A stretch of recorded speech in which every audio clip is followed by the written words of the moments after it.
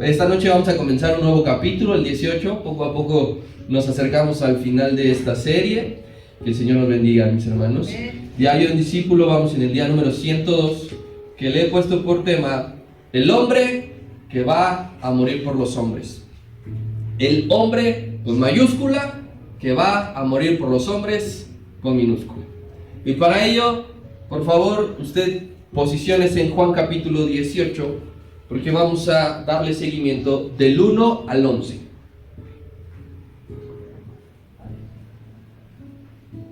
Yo lo voy a leer, usted por favor me acompaña poniendo mucha atención.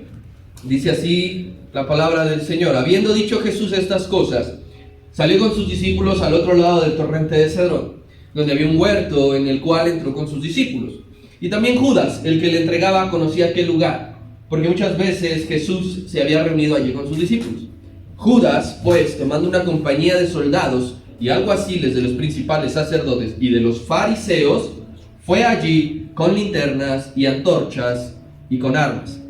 Pero Jesús, sabiendo todas las cosas que le habían de sobrevenir, se adelantó y les dijo: ¿a quién buscáis? Le respondieron: a Jesús Nazareno. Jesús les dijo: yo soy. Y estaba también con ellos Judas, el que le entregaba. Cuando les dijo: yo soy, retrocedieron y cayeron a tierra. Volvió pues a preguntarles: ¿a quién buscáis? Y ellos respondieron: a Jesús Nazareno. Respondió Jesús: os he dicho que yo soy. Pues si me buscáis a mí, dejad ir a estos, para que se cumpliese aquello que había dicho: de los que me diste, no perdí ninguno. Entonces Simón Pedro, que tenía una espada, la desenvainó e hirió al siervo del sumo sacerdote y le cortó la oreja derecha, y el siervo se llamaba Malco. Entonces Jesús dijo a Pedro: mete tu espada en la vaina. La copa que el Padre me ha dado, ¿no la he de beber? El hombre que va a morir por los hombres. Estos últimos acontecimientos que nos restan vienen descritos en los 4 evangelios. De aquí en adelante, lo que nos resta por ver, los 4 evangelios lo mencionan: su arresto, su juicio religioso, la negación de Pedro, su juicio político, su crucifixión, su sepultura y su resurrección. Los 4 van a relatar los hechos más poderosos que ha ocurrido en la historia. Después de leer la parte que nos corresponde del evangelio que estamos estudiando, quiero proporcionarle 6 datos que los otros evangelios nos dicen y que Juan no va a mencionar. Esto con el fin de enriquecer la escena y nos va a ayudar con el mensaje de esta noche. Los otros evangelios nos dicen que el maestro aún no terminaba de hablar, de decirle a sus discípulos: vámonos porque se acerca el que me entrega, cuando llegó el grupo de gente. Dice también los demás que allí ocurre el famoso beso traicionero de Judas, cuando llega y le dice: salve maestro. ¿Qué otra cosa nos dicen? Que los discípulos estaban dispuestos a pelear físicamente. Lucas nos dice que los discípulos estaban dispuestos a pelear. Le preguntaron: ¿hemos de agarrarnos a espadazos? También sucederá que el Señor Jesús confronta a la gente por no haberlo arrestado en el templo y les pregunta: tantas veces estuve con ustedes predicando y enseñando y allí no me agarraron. Sucederá que va a sanar la oreja de ese hombre que fue herido por Pedro, y terminarán diciendo que los 11 discípulos huyeron dejando solo al Señor. Esos 6 datos lo proporcionan los demás evangelios, a excepción de Juan. El arresto del Señor se va a producir en alguna parte del torrente de Cedrón, no exactamente donde estaba orando. Y parecería inicialmente que aquí comienza una derrota, que aquí comienza a perder el Señor. El mundo podrá pensar: tanto remó Jesús por 3 años para morir ahogado antes de llegar a la meta. Eso creyeron ellos, pero es que Dios tenía otros planes. Vamos a volver a leer versículos número 1 y 2, que dice: habiendo dicho Jesús estas cosas, lo que les comentaba de los otros evangelios que dicen que se acercaba el que lo entregaba. salió con sus discípulos al otro lado del torrente de Cedrón, donde allí había un huerto, en el cual entró con sus discípulos. También Judas, el que le entregaba, conocía aquel lugar, porque muchas veces Jesús se había reunido allí con sus discípulos. Quiero decirle primero, la oración, mis hermanos, en términos de tiempo cronos, no es eterna. La oración tiene un espacio de tiempo. Hay un lapso asignado en nuestro día a día donde invertimos tiempo para hablar con Dios. Tú planeas tu día y quizá dispones, por decir algo, 30 minutos en la mañana para orar. Pero terminados esos 30 minutos, tú te tienes que ir. Porque tienes que trabajar, porque tienes que hacer tus labores domésticas. Hay un tiempo limitado para orar. En las actividades de la iglesia, por ejemplo, la oración, en términos de tiempo, vuelvo a aclararlo, es limitada. En los cultos oramos al inicio, pero tiene un breve lapso de tiempo. Oramos antes de la palabra, pero tiene un breve lapso de tiempo. Oramos para despedirnos, pero tiene un breve lapso de tiempo. Y en ambos casos, sea que tú ores en tu casa, sea que oremos aquí en la iglesia, hay un paso posterior al terminar la oración y se llama acción. Lo que sigue después de orar es accionar. Ningún cristiano puede pretender pasar todo el día orando. Eso es una utopía espiritual. ¿Qué es una utopía? Pues un ideal.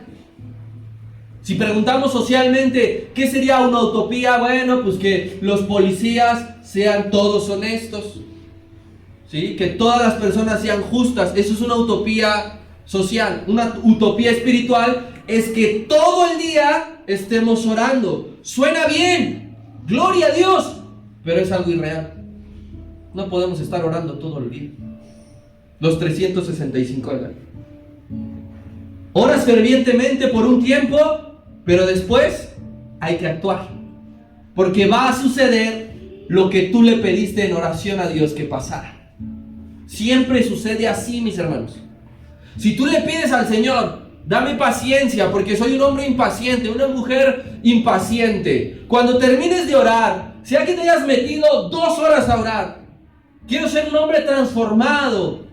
Trata con mi carácter, trata con mi paciencia. Cuando termines de orar esas 2 horas y te pongas de pie, Dios te hará atravesar inmediatamente situaciones impacientes.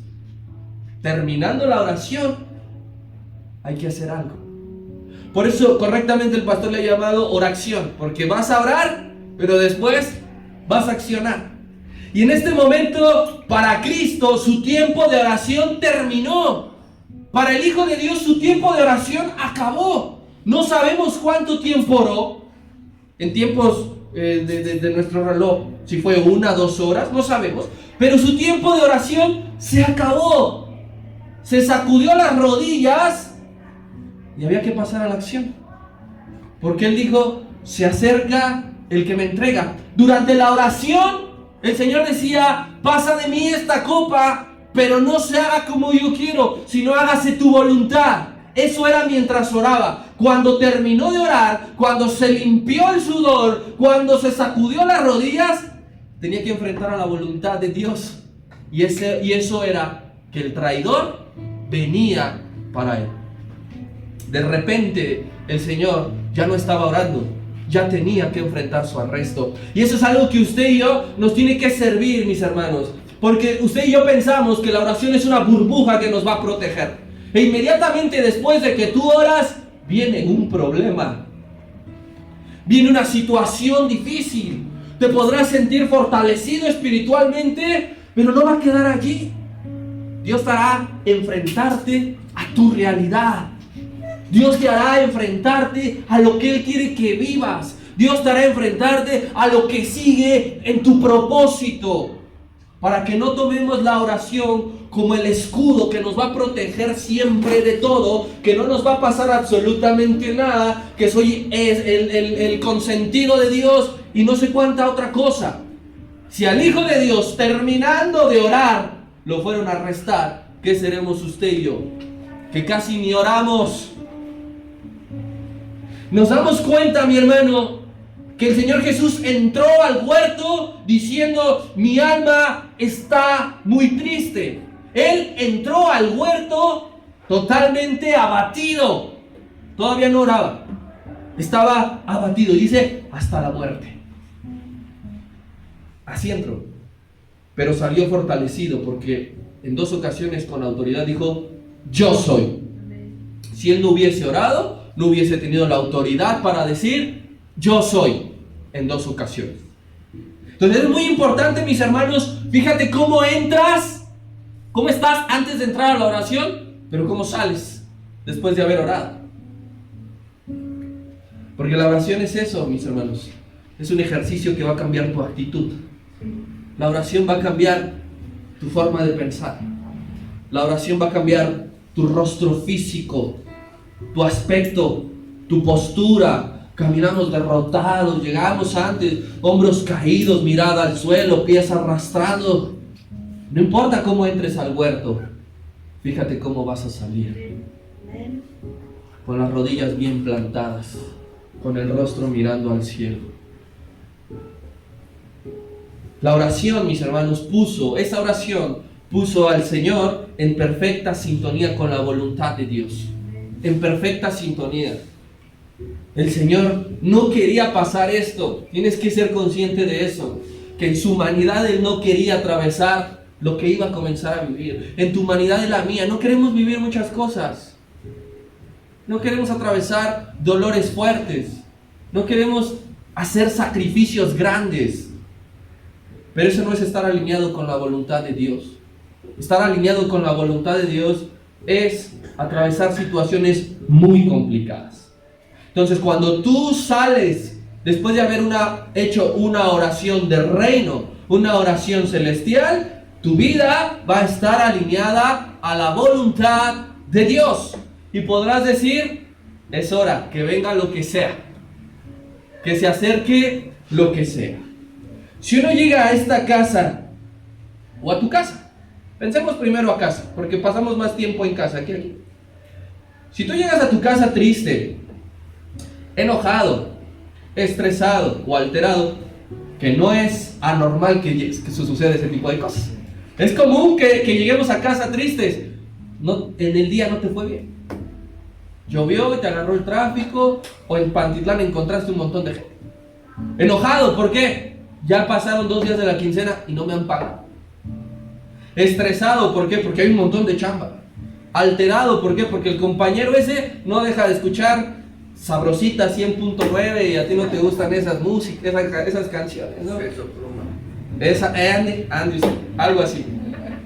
Pero aquí hay algo, tú llegas hacia tu casa de noche, no debes de irte a dormir así. No debes. Y pon tú que no estás casado, porque la Biblia dice: no se ponga el sol sobre tu enojo, ¿no?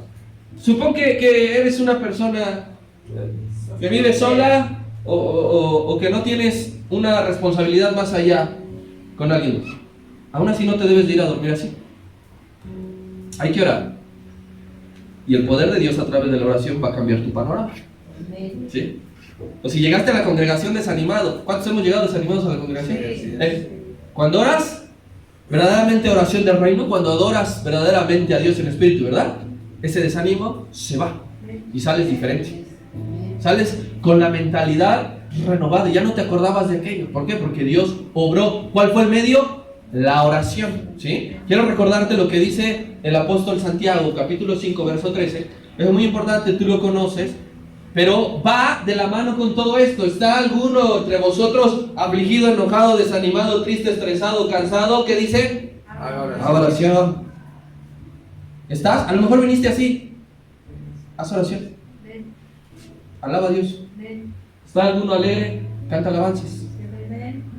Vienes como vengas, como llegues a tu casa. Esto no nada más lo apliques aquí, aplícalo en tu casa. Para que tus hijos no paguen los platos rotos.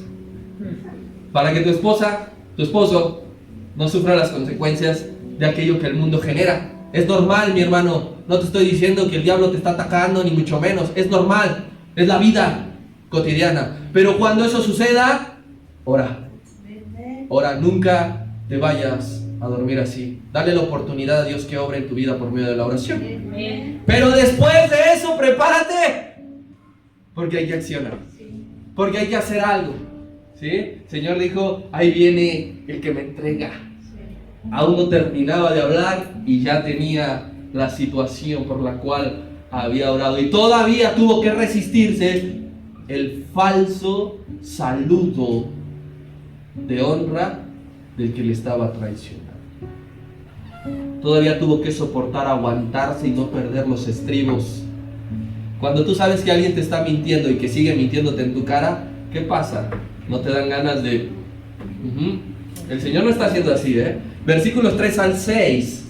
Judas, tomando una compañía de soldados y alguaciles de los principales sacerdotes y de los fariseos, fue allí con linternas y antorchas y con armas. Pero Jesús, sabiendo todas las cosas que le habían de sobrevenir, se adelantó y le dijo: ¿a quién buscan, muchachos? Le respondieron: a Jesús Nazareno. Y Jesús les dijo: yo soy. Y estaba con ellos Judas, el que le entregaba. Cuando les dijo: yo soy, retrocedieron y cayeron. Esa es la misma noche donde reaparece el que le traicionó. No tenía muchas horas que lo habían dejado de ver. Es la misma noche se habían visto. Recordar que horas atrás estaban en la cena del aposento alto y antes de que empezaran a compartir la Santa Cena, salió, porque no pudo soportar la unidad santa, porque él ya había acordado entregar al Maestro. Y cuando estaba tan fuerte el momento íntimo de unidad, no pudo y salió corriendo.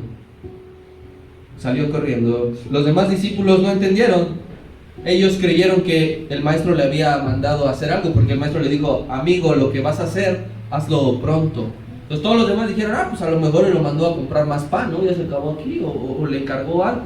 Entonces los discípulos ni idea. Solo Cristo sabía que aquella salida era porque ya no iba a regresar solo, iba a regresar con los hombres, con la muchedumbre que acabamos de leer. Quiero decirte, mi hermano, que este hombre, Judas, no solamente traicionó a Jesucristo, porque podríamos pensar que únicamente le falló al Maestro, pero no, también le falló al grupo de los discípulos, también le falló a esos 11 hombres, porque con esos 11 hombres había compartido 3 años de su vida, aprendizajes. Aprendieron juntos a orar, aprendieron juntos a predicar, aprendieron juntos a ver cómo se comportaba el Maestro, aprendieron y compartieron momentos de ministración, impusieron las manos sobre los enfermos, sanaron, sobre los endemoniados y fueron libertados. Por 3 años esos 12 hombres eran amigos.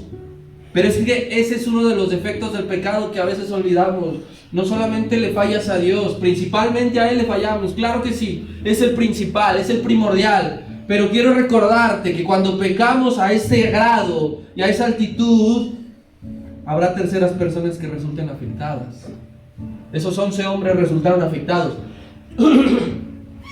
Porque Judas no se puso a pensar que cuando llegara con todos esos hombres, no solamente iban a arrestar al Señor, quizá a los otros también. Y quizá también los iban a matar. No se puso a pensar en ellos. Y es lo que pasa con nosotros. Decimos a veces: yo le fallo a Dios, me pongo a cuentas con Él. ¿Y cuánto vas a poner en cuentas con los demás que afectaste? Con los que traicionaste confianza, con los que menospreciaste, con los de los que te burlaste. Todo aquello que llegamos a hacer mal, ten por seguro que otros van a resultar lastimados también. Piénsalo, no solamente le vas a fallar a Dios, le vas a fallar a tu familia, le vas a fallar a tu iglesia, a tu congregación, le vas a fallar a tus amigos, le vas a fallar a alguien que esté cercano a ti. Para este momento, Judas ya había perdido todo privilegio espiritual. Ya no era considerado un discípulo. Ya lo había vendido todo. Él ya tenía las 30 piezas de plata que tanto deseaba. No sé si se quería ir a Tiro y Sidón a pasar unas dulces vacaciones. No sé si se iba a comprar unas túnicas, si iba a comprarse puros perfumes de alabastro como el que había codiciado aquella vez que se derramó sobre los pies del Señor. No lo sé, pero él ya había perdido todo privilegio espiritual. Y ahora no solo eso, sino que guía a los enemigos del Señor hasta su presencia. Él, el que era amigo, ¿Sí? Recuerda la profecía de Salmo 22, que dice: mi amigo, el que comía pan conmigo en mi mesa. El amigo es quien lleva a los enemigos hasta su presencia. Y dice la escritura, hay dos grupos que estaban allí presentes.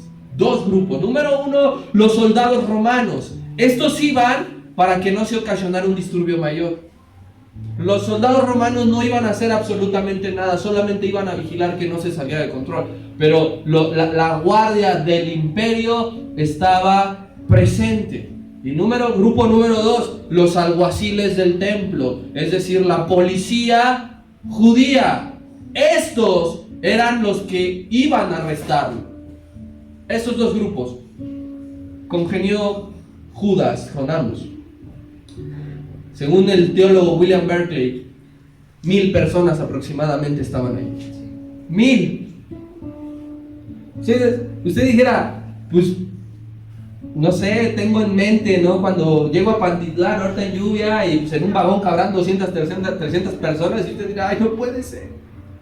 Imagínense 1000 para arrestar a un hombre. Y allá, en ese tiempo sucedía lo mismo que aquí en México. Muchos elementos para ir por alguien inocente e indefenso. Sí. Es como aquí que llegan 4 patrullas y se bajan 20 policías con su cara de malo y te enseñan la pistola por ir por una persona que está vendiendo flores en la calle para llevarle algo de comer a su familia. Ah, pero los verdaderos criminales, miren, no sabemos dónde están. No, ni idea. Aquí pasaba lo mismo. 1000 hombres armados, con palos, con espadas, para arrestar a un hombre sencillo. Para ir a arrestar a un hombre que jamás ocasionó un problema social, que ya lo tuvieran identificado y que dijeran, otra vez ese tal Jesús, ese que no se cansa de cerrar allí Avenida Galilea para pedir agua, para pedir luz, para pedir otra vez. No, era un hombre simple y le enviaron 1000 gentes. Era un hombre sencillo, sí, pero lleno del poder de Dios, y por eso tenían miedo, por eso tenían temor. Pero su miedo estaba desenfocado, porque ellos pensaban que él iba a hacer algo, que iba a hacer una revuelta, que iba a incendiar el bosque, el huerto, no sé. Por eso enviaron a tanta gente. Pero aquí nos está diciendo la escritura que el maestro pone en función, opera el don de ciencia, porque sabía lo que iba a pasar. Dice, sabiendo lo que le sobrevenía. Todo sabía. ¿Sí? Él tenía ya en su espíritu que venía esa gente enardecida. No sé si tú alguna vez has visto, pues, cuando quieren linchar a alguien. O sea, no mandan estudiantes de química para ese tipo de boicots. Les ves la cara y luego dices, estos desalojan lo que sea. Estos hacen revueltas de las grandes. Entonces el maestro sabe lo que le sobrevenía. Y aún con todo eso, sabiendo lo que le pasaba a mi hermano, no abusa de su poder. Yo le aseguro a usted que si él se defendía, todo el ejército romano no hubiese podido contener al ejército celestial. Si el maestro decía, ya como nos toque, compás, y que vinieran los ángeles, todos los miles, 100,000, 2,000 que había de soldados romanos no hubiesen podido contener al ejército de Dios. Pero no lo hizo. No lo hizo. Él simplemente con el poder de su palabra los tiró. ¿Qué más hubiese si levantaba una uña? Si los maldecía, ¿qué les pasaba a esos hombres? Pero él no abusa de aquello. ¿Por qué? Porque es muy importante. Cristo recordaba que no es con ejército, no es con fuerza, es con su Santo Espíritu.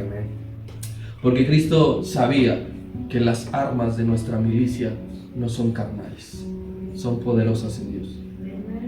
Cristo sabía que ninguna arma forjada contra él prosperaría. Es algo que usted y yo llegamos a olvidar cuando tenemos problemas. Cuando tenemos problemas, muchas veces reaccionamos de la manera totalmente opuesta. Usted y yo tenemos que aprender de Cristo, cómo reaccionó, cómo se comportó en un momento donde se hace difícil mantener la calma. Si vienen por ti, no creo que vas a estar con una sonrisa. Pero es en esos momentos, mis hermanos, donde hay que mantener la llenura del Espíritu Santo. Porque a la llenura del Espíritu Santo no hay situación que le rebase. A lo mejor alguna vez te vas a encontrar en un choque vial. Hay mucha gente violenta que se baja a amedrentar, a amenazar, a pegar, a querer romper vidrios. Es una situación similar. Dios te guarda y Dios te protege. Y es con su Espíritu Santo. No hay que responder de la misma. Pues ahorita yo saco también el tubo y pues órale. A lo mejor vas a tener algún día un problema vecinal. Porque hay muchos vecinos que son usados por el diablo para sacarnos de nuestras casillas. Yo solamente te recuerdo, hay que actuar como actúa el Señor. Hay que pedirle a Dios que nos dé esa calma y ese enfoque. Amén. Y aquí hay una gran paradoja que a mí me resulta inverosímil de creer. Porque allí hay cientos de hombres, todos pecadores. Cientos de hombres pecadores que van con antorchas para aprender al único hombre que es santo y que alumbra los corazones de la gente. No entiendo cómo un hombre pecador puede ir en contra del único hombre santo. No puedo entender cómo un hombre con una linterna y con una antorcha quiere irse a alumbrar para llegar hasta donde está el hombre que con su luz alumbra a todo hombre. Pero eso sucede cuando el enemigo ha confundido tu mente, creyendo que tú estás en igualdad de circunstancias que Dios y que no le necesitas. Eso fue lo que el enemigo le dijo a Eva. Es que Dios no quiere que sea como él. No van a morir, no les va a pasar absolutamente nada. Y entonces el diablo ya sembró esa duda y ese pensamiento en su corazón. Y estos hombres pensaban que tenían toda la fuerza y toda la autoridad para ir a arrestar al Hijo de Dios. Hágame usted el favor. Pero sucede aquí que van por él de noche. Recuerda que está por amanecer y va a ser viernes de Pascua. Y los fariseos siempre decían, no durante la fiesta para no alborotar a la gente. Pero van de noche por otra situación que ellos no razonaban. Van a esa hora en clara y en digna representación de su padre el diablo. El único que se mueve en oscuridad. El único que anda de noche. Porque Cristo había dicho en una de sus predicaciones que el que anda de noche tropieza. El que anda haciendo algo en lo oscurito la está regando. El que anda haciendo tratos, haciendo business, haciendo situaciones donde nadie me ve, donde nadie se entera, donde nada más estoy volteando porque no tengo la confianza en la seguridad, porque siento que me van a cachar, porque siento que si me agarran con las manos en la masa ya fui, vas a tropezar. Estos hombres fueron de noche porque tenían miedo de la gente, porque en el fondo sabían que estaban haciendo algo incorrecto, algo que no estaba bien. Así que, mis hermanos, siempre, todo lo que hagamos, tratemos de que sea alumbrado por la luz de Cristo. Vas a hacer algo, vas a ir a algún lado, vas a cerrar un trato, vas a empezar a algo nuevo. Todo siempre a la luz de Cristo, mis hermanos. Porque en algún momento, si lo haces a oscuras, vas a tropezar. Y me encanta cómo dice que se adelanta a ellos. Eso es poderoso. Poderoso que sale a su encuentro. Ellos ni siquiera lo conocían. No sabían por quién iban. No había una foto, un retrato hablado de vamos por este hombre. Por eso Judas les dijo, al quien yo le dé el beso, ese es él. Pero nadie es más sabio que Dios, mis hermanos. Y Él está en completo control de todo. Si Él hubiese querido evitar la cruz, le hubiese sido sencillo esconderse. Ya no pelear. Vamos a suponer que ya no iba a mandar a las legiones de ángeles que le decía a Pedro. Vamos a suponer que se quería esconder, que quería hacerlo menos violento. Fácilmente lo hubiese podido hacer. Usted vaya a un bosque de noche, ¿quién lo va a encontrar? Lo puede esconder fácil. ya se había escapado alguna vez. ¿Recuerda cuando la gente cantaba Hosana al hijo de David? Dice que lo querían hacer rey y que él se escondió, huyó. Igualmente cuando multiplicó los panes y los peces, lo querían hacer rey y sale corriendo. O muchas veces igual lo quisieron despeñar y él pasó en medio de ellos sin ningún tipo de miedo. Lo podía hacer nuevamente, pero increíblemente el Señor Jesús se las puso fácil. Ayudó a sus enemigos. ¿Cómo es eso? Dios ayuda hasta a sus enemigos. Les dijo, yo soy el que buscan, muchachos. Aquí estoy. Les estiraba las manos. Aquí estoy. Yo soy el que buscan. Y les digo, pues ya te dije, mi amigo, que soy yo. ¿Qué quieres que te diga? Aquí estoy, atrápame. Ese yo soy, en ese yo soy nos deja ver su deidad. Nuevamente, hombre, pero al mismo tiempo Dios. Y esa frase de yo soy en el Evangelio de Juan la tenemos muy presente. Recordarás los 7 yo soy. Yo soy el pan de vida, yo soy la luz del mundo. Pero es ese yo soy, es el mismo yo soy que recibió, por ejemplo, Moisés en la zarza ardiente. Tú y yo tenemos que tener algo claro, que quien le habló y llamó a Moisés no fue Dios Padre. ¿Quién era el que estaba ardiendo en la zarza? El ángel de Jehová. ¿Quién es el ángel de Jehová? Cristo. Y es el mismo Cristo que dice 7 veces yo soy al pueblo en Juan. Y es ese mismo Cristo, ese mismo Dios, quien habló a Moisés, quien dijo 7 veces yo soy, que le está diciendo a sus enemigos, yo soy.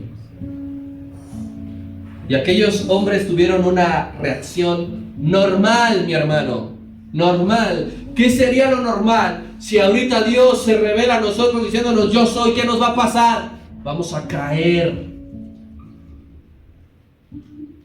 Porque quizá usted y yo somos igual de pecadores que estos hombres que fueron a buscarle.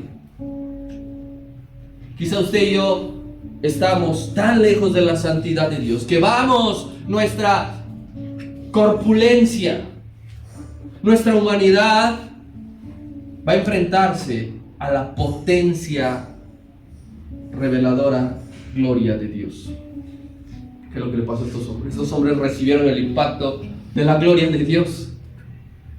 Tú recordarás cuando Ezequiel, ahí en el capítulo número 1, recibe la primera visión. Dice que cayó en tierra. Nabucodonosor, después de haber recibido el sueño y que no podía dormir y que Daniel le dio el significado, dice que cayó en tierra. Juan, este mismo Juan que estamos estudiando, pero en el Apocalipsis, dice que cayó como muerto cuando vio todo eso. ¿Por qué? Porque es la reacción normal cuando la gloria de Dios toca a hombres débiles como nosotros. Y esos hombres recibieron el efecto del yo soy de Dios. Versículos 7 al 9, que dice, volvió pues a preguntarles, ¿a quién buscáis? Y ellos dijeron, a Jesús Nazareno. Respondió Jesús, pues ya les dije que soy yo. Si me buscáis a mí, dejen de ir a ellos, para que se cumpliese aquello que había dicho, de los que me diste, no perdí ninguno.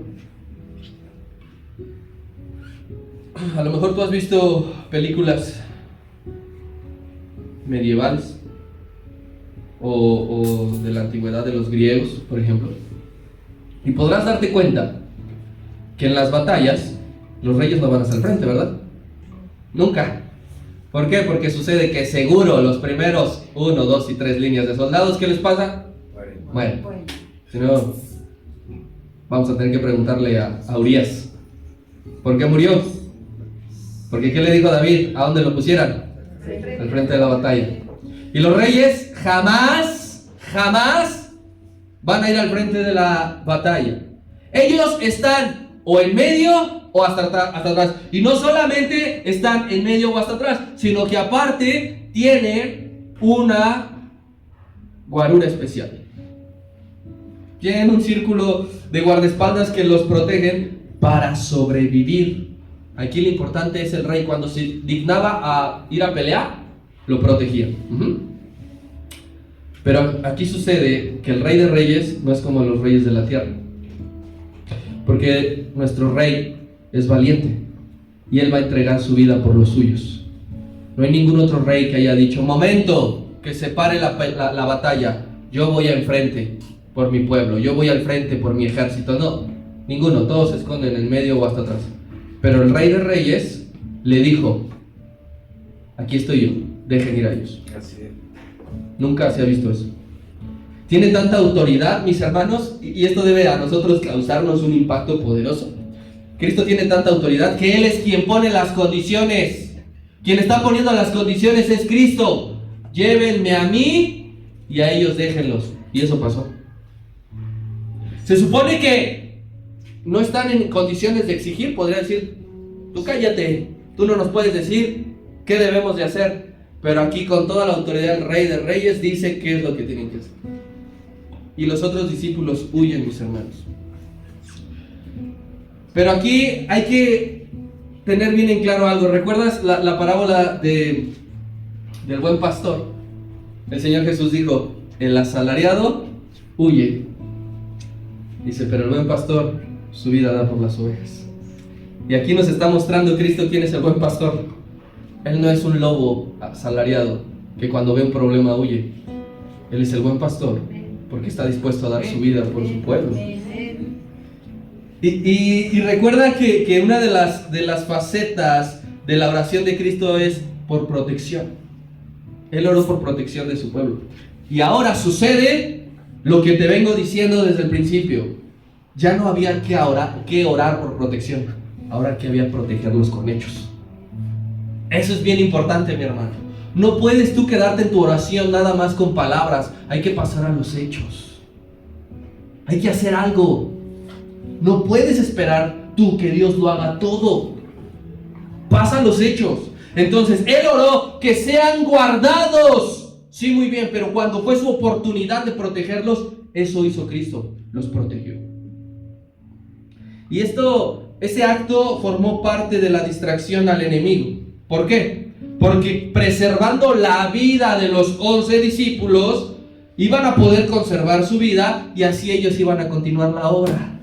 ¡Qué sabiduría de Dios! Diciendo, yo tengo el poder de resucitar estos que se vayan, porque estos van a continuar. Yo voy a regresar al Padre, pero si a estos no los agarran, van a predicar. Pero hay otra cosa. Los protegía porque los estaba resguardando de una prueba de la cual no estaban listos para enfrentarla aún. Si ellos eran apresados y sentenciados a muerte, quizá todos se desanimarían y hubiesen renegado de Cristo. Tú nos prometiste otra cosa. Tú nos dijiste que iba a suceder algo completamente distinto. Entonces, quiero que sepas que Cristo nos resguarda de situaciones de las cuales aún no estás capacitado para atravesar. Esa forma parte de la protección de Dios. Dios es tan sabio que Él valora cada situación y Él decide si estás o no estás listo. Porque si Él te deja pasar algo que no estás listo, vas a volver atrás. Vas a volver al mundo. Te vas a desanimar. Si tú puedes preguntar, ¿por qué pasé esta enfermedad tan grave? Porque para Dios estabas listo para atravesarla. Yo no he enfrentado todavía, por ejemplo, la muerte de alguien. ¿Por qué? Porque Dios decidió que todavía no estás listo para atravesarlo. La Escritura dice, según el apóstol Pablo, ahí a la carta de los Corintios, que Dios es fiel y que no va a dejar pasar a ninguno más de lo que pueda soportar. Y estos hombres no estaban listos para soportar la aprehensión y la sentencia de muerte. Por eso les dio chance que huyeran. Así que tú dale gracias a Dios muchas veces por las situaciones que atraviesas, porque para Dios estás listo. Y también dale gracias a Dios por las situaciones que no han llegado a tu vida, porque para Dios no estás listo. Y lo que tenemos que orar es decir, prepárame para cuando vengan las situaciones, porque no quiero estar huyendo siempre. Porque no quiero estar dando la media vuelta siempre. Yo quiero demostrar que mi fe es inquebrantable. Versículo número 10 y 11. Terminando esta parte diciendo, entonces Simón Pedro, que tenía su espada, una espada la desenvainó e hirió al siervo del sumo sacerdote y le cortó la oreja derecha. Y el siervo se llamaba Malco. Jesús entonces dijo a Pedro, mete tu espada, mi amigo, en la vaina. la copa que el Padre me ha dado no la he de beber, esto es inevitable, le dijo. Y hay muchas enseñanzas en estos versículos finales. Yo quiero que tú notes, primer aspecto de Pedro, valiente. Es un hombre valiente. Lo más fácil es atacarlo y decirle, qué hombre tan agresivo, qué hombre tan bocón. Sí, sí lo es. Pero hay que darle una buena. Y este es valiente. Este es valiente porque cuando saca su espada, inmediatamente que él decide sacar su espada y herir a Malco, que Malco era un siervo árabe, era un esclavo árabe del sumo sacerdote. Cuando decide eso, en esos lapsos de segundo que tú tienes para hacer o no hacer algo, es valiente. Porque él no temió enfrentarse a la multitud. Sabía que si atacaba a uno, que era lo normal que respondieran el ataque, ¿sí o no? ¿Y de cuántos le iba a tocar al pobre Pedro? Como de a 10 por 1. Eso es valentía, mi hermano. En cierto, y ahorita voy a aclararte por qué, para que no me lo tomes por otro lado. Porque cuando tú dices, en nuestra mundanidad, en nuestra antigua manera de vivir, de a 1 a 1, pues te la echas. Es más, de a 2 por 1 si tú quieres, pero de a 10 por 1, no vas a poder ni darle a 1 cuando ya te llovieron todos, por todos lados. Entonces aquí el muchacho es hábil, es valiente porque primero, a la primera oportunidad, lo hiere. Nada de que fallo, nada de que, híjole, se me cayó la espada, no le hice ni cosquillas. No, a la única oportunidad que tiene, lo hiere, sabiendo que iba a recibir un ataque, que iba a terminar muerto. Eso hay que reconocerlo, que es valiente, pero imprudente. Valiente pero imprudente. Porque el Señor Jesús nunca le dijo que hiciera tal cosa. El Señor Jesús no necesitaba la ayuda de Pedro. No requería, no se pusieron de acuerdo. Cuando los apóstoles le preguntaron, ¿pelearemos espada? Ayer no. Entonces Pedro pues tomó la decisión, dijo, pues ya como nos toque, Señor. A veces usted y yo queremos echarle una mano a Dios. Y cuando eso sucede, mi amigo, la cosa nunca termina bien. Cuando tú decides echar, ay, le voy a ayudar al Señor, le voy a echar una mano, está cansado, está ocupado en otras cosas. Yo sé cómo, dame chance, Dios. Yo tengo una idea, un plan que no va a fallar, yo lo puedo resolver. La cosa no va a terminar bien. La regamos cuando tú y yo decidimos dar un paso que Dios no nos dijo, te vas a equivocar. Así que aquí hay un principio bíblico. La valentía sin dirección de Dios es imprudencia. Hay que ser valientes en lo que Dios nos ha mandado hacer. Hay que mostrar esta misma sagacidad y esta misma elocuencia y esta misma valentía para irle a predicar a otros. En eso sí.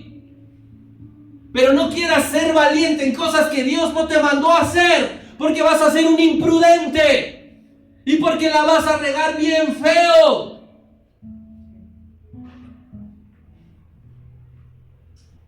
Pero aquí volvemos a ver el amor de Dios.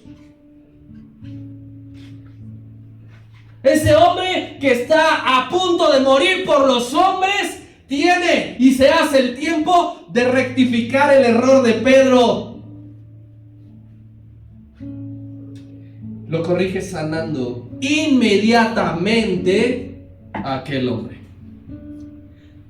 No dijo, ay, qué bueno. Como diría el Chavo del 8, pues, no se fue limpio. No, lo manché de mi sangre. No, el Señor corrige inmediatamente el error de Pedro sanando a Malco.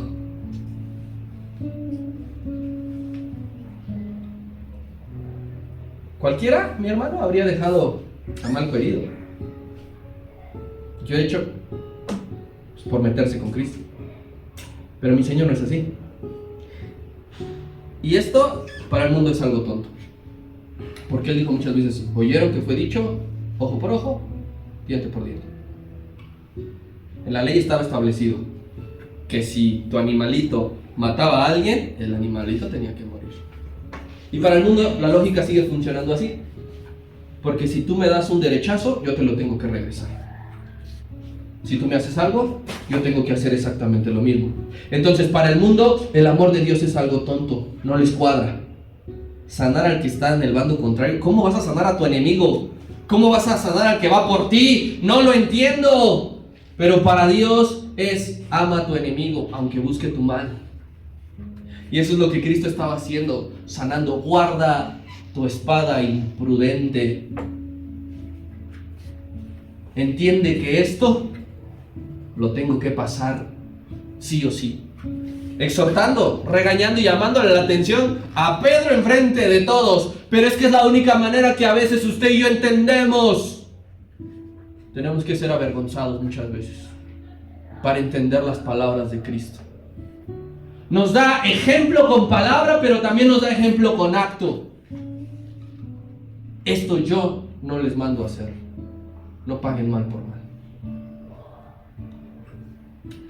Y es así como el Señor Jesucristo, siendo casi arrestado, salva también la vida de Pedro. Porque por ese acto iba a ser de mínimo encarcelado. Pero lo más seguro es que hubiese sido linchado. Y cuando guarda la vida de Pedro, a la par estaba asegurando la vida de uno de los pilares de la iglesia histórica. Mira lo importante que fue este acto. A la par estaba salvando miles de almas que iban a recibir a Cristo por medio de la predicación de Pedro. Pedro no lo sabía. Pedro se dejó llevar por sus impulsos momentáneos, pero Cristo siempre ve más allá. Guarda tu espada porque tú vas a predicarle a las naciones. Guarda tu espada porque yo tengo otros planes para ti. Este no es el método. Y con esto termino. Fue en la cruz donde Jesucristo rectificó todos nuestros errores, mis hermanos. Amén. Todos nuestros errores que vamos a cometer por imprudentes, todos nuestros errores como discípulos, Cristo los rectificó en la cruz del Calvario. Amén. Y es en la cruz del Calvario donde salvaguardó nuestras vidas, nuestras almas para la eternidad. Nos guardó, nos cubrió. Ese hombre fue arrestado injustamente para que usted y yo no muramos en nuestros delitos y pecados. Y glorificamos su nombre en esta